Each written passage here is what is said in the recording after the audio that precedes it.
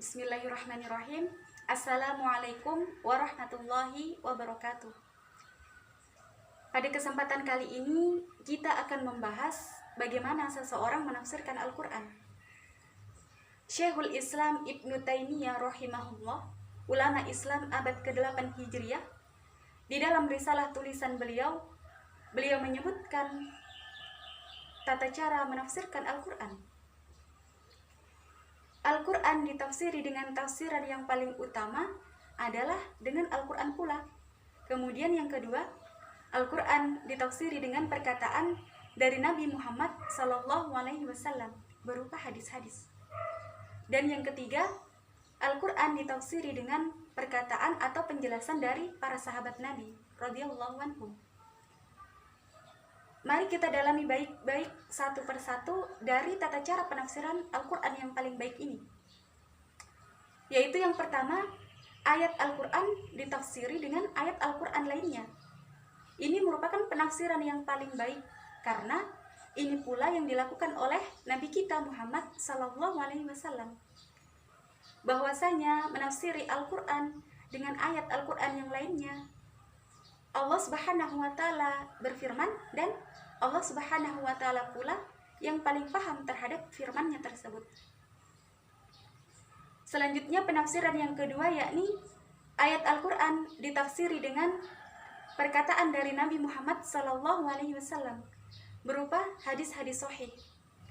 Contohnya yakni pada Quran surah Al-Fajr, Allah Subhanahu wa Ta'ala berfirman, "Kalla idza dzukkatil ardu dzakkan dzakka wa jaa rabbuka wal malaku saffan saffa wa ji'a yawma idzin bi jahannam yawma idzi yatadzakkarul insanu wa anna lahu dzikra."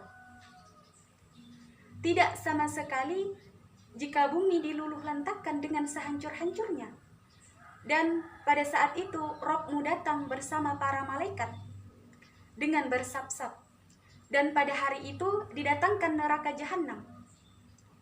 Dan pada hari itu manusia baru mengingat. Wa anna lahu dzikra, tetapi apa manfaat dari mengingat pada saat itu? Surah Al-Fajr ini ditafsiri oleh Nabi Muhammad SAW berdasarkan riwayat Imam Ahmad. Yu'ta bi jahannam sab'ina alfa zimam ma'a kulli sab'ina alfa zimamin sab'una alfa malakin yarjurulah.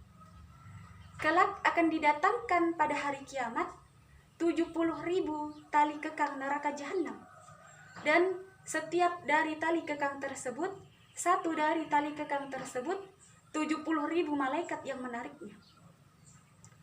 Selanjutnya penafsiran yang ketiga, yaitu menafsirkan ayat Al-Quran dengan perkataan dari para sahabat. Mengapa demikian? Karena para sahabat mereka yang paling paham tentang sebab-sebab turunnya ayat, dan mereka yang diridhoi oleh Allah agama mereka, dan mereka yang paling paham berbahasa Arab. Contohnya pada Quran surah Al-Baqarah, "Laisa 'alaikum junahun an tabtahu fadlan min rabbikum." Tidak mengapa atau tidak ada dosa bagi kalian untuk mencari karunia dari Allah Subhanahu wa Ta'ala. Ayat ini dijelaskan oleh Abdullah bin Abbas radhiyallahu anhu. Abdullah bin Abbas radhiyallahu anhu mengatakan, dulu di Rukat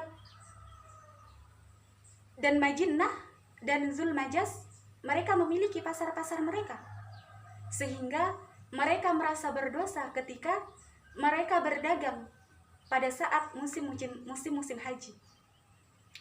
Selanjutnya turunlah ayat yang menceritakan, "Laisa 'alaikum junahun an tabtahu fadlan min rabbikum."